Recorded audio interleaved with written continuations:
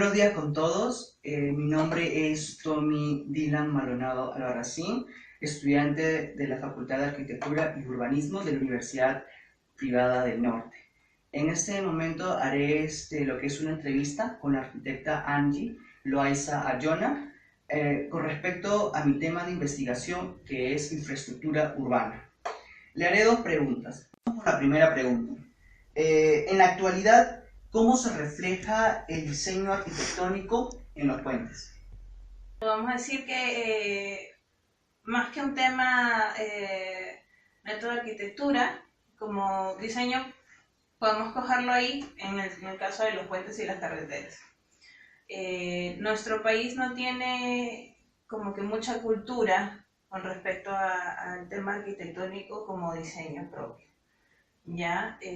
A diferencia, por ejemplo, que si nos comparamos con Brasil, que si nos comparamos con Argentina o con Chile, también frente a nuestras diferencias naturales. Brasil, por ejemplo, tiene a Niemeyer y tiene a puentes que se desarrollan de una manera arquitectónica tanto funcionales como estéticas, si hablamos de estructura también. En cambio, a diferencia de Perú, tal vez los puentes más reconocidos que podemos tener como diseños propios, en Lima, no sé, no hay ninguno casi, ¿verdad? El tema de puentes propiamente lo hace el ingeniero. Si hablamos como a diseño, prácticamente tratamos de que en nuestra realidad el diseño no sea parte de la función como debería ser. Por ejemplo, en los puentes tensionados, las tensiones tendrían que ser parte tanto del diseño como de la función del puente, ¿ya? Y no cumplen, ¿no? Lo que tenemos que nos hicieron en el centro de Lima, y digo nos hicieron porque fue algo sin planear, sin planificación, sin que en el caso de las tensionadas funcionen, porque solamente es estético. A diferencia de lo que las comparaciones que te hacía con los otros países, si hacemos un puente tensionado, las tensiones son parte del puente, no es estético, es parte de. Y existen muchos puentes de ese tipo, como en otras realidades como en Dubái, que también las ciertas contorsiones que se hacen con la estructura propia son parte del puente. A diferencia de nuestro país, que no tenemos eso, solamente lo vemos estético. Para nosotros, decir un puente aquí es una losa que cruza entre un lado y el otro. Es lo básico, es lo que existe. Pero no es lo real, no es así como actúa, en todo caso, frente a la urbe que tenemos. Con la segunda pregunta, al respecto a su experiencia laboral con obras, ¿cuáles serían los puntos negativos o de repente positivos con respecto al tema de infraestructura urbana? Ok.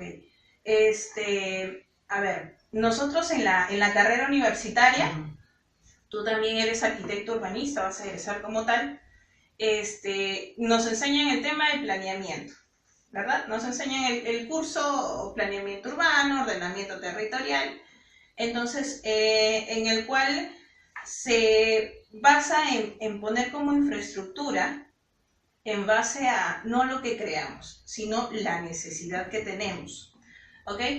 Entonces, cuando uno tiene, tal vez, no siempre, o el arquitecto no siempre va ligado al tema de urbanismo. El urbanismo se desarrolla siempre en temas del Estado, ¿no? En donde uno aspira a llegar si es que desea ser urbanista lentamente, ¿ok?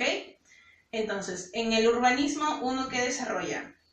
Desarrolla proyectos en base a cálculos y a necesidades, ¿ok? El urbanista siempre planea, planifica. Esa es la funcionalidad o la función del urbanista, ¿ok? Entonces, yo como profesional no he tenido un tema ligado al urbanismo, no me he dedicado a eso. Ya lo que yo hago ahora como arquitecta son temas tal vez que se involucren, porque son viviendas. Desarrollo tanto viviendas sociales, por decirlo así, porque son viviendas propias para una clase social B o C, ¿ya? Y también me he ido al otro lado, pero más he tratado de desarrollar en este tipo de lugar, por decirlo así, porque siempre tendemos a ver en los conos o en aquellas clases sociales bajas en las cuales se genera la autoconstrucción, ¿verdad? Entonces, a donde yo he llegado, que yo he construido en conos, en la mayor cantidad de veces, he construido tanto en Carapongo, como en Villa María del Triunfo, como en San Juan de Miraflores. Entonces, ¿qué se ha tratado de desarrollar? Una arquitectura que se una al perfil que ya existe, que sí, en la mayoría de las veces es autoconstrucción, pero se genera un perfil, entonces se ha tratado de irse a ese perfil y se ha tratado de generar una arquitectura que se acomode tanto para el habitante como la necesidad que ellos tienen, ¿ok? Ahora, ¿qué problemas tiene uno frente a trabajar en estos lugares? ¿Cuáles son las cosas negativas? Tenemos lo de los sindicatos, que cada vez que uno hace una obra, esta gente se cree con la necesidad o cree que tiene el poder de venir y ejercer sus propias leyes frente a una obra que es netamente privada. Ese es yo creo que uno de los mayores problemas negativos que uno enfrenta. Otro, por ejemplo, lo que nos sucedió en Carapongo, que era el tema de los fenómenos naturales, ¿no? Que cuando tú, en el caso de Carapongo, cuando hicimos allá el multifamiliar, porque fue un edificio multifamiliar de 5 pisos, tienes el problema de los accesos. Aunque no llegó, gracias a Dios, el río hasta la obra, pero sí tienes el tema de los accesos, que hace que tu obra se atrase 3, 4, 5 meses, porque no tienes ingreso de material. Tú puedes seguir ahí con la gente trabajando, pero si tú no tienes el constante ingreso de tu cemento, de tus ladrillos o de tu fierro, entonces necesariamente tienes que parar o paralizar tu obra. Una de las cosas positivas que puedes tener frente a la obra es que, bueno, tú antes de iniciar una obra, tú haces un cronograma, ¿verdad? Haces un cronograma de obra en el que indicas, el inicio es tanto y me voy a demorar, no sé, 7 meses, 8 meses, ¿no? Lo que fuese, según implique también la obra que vayas a ejecutar. Pero tienes, en los temas positivos sería que todo te salga según tu cronograma.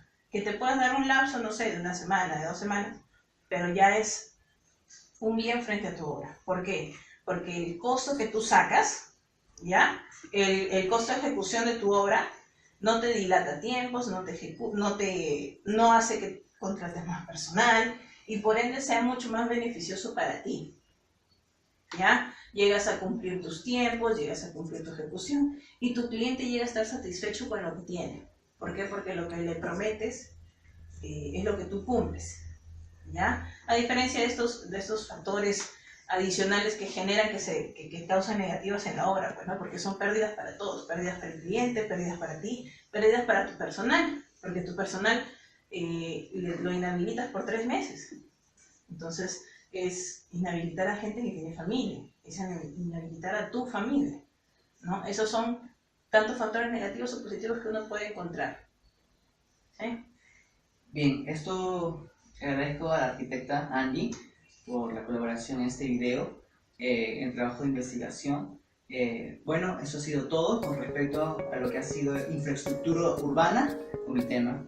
Será hasta otra oportunidad. Muchas gracias.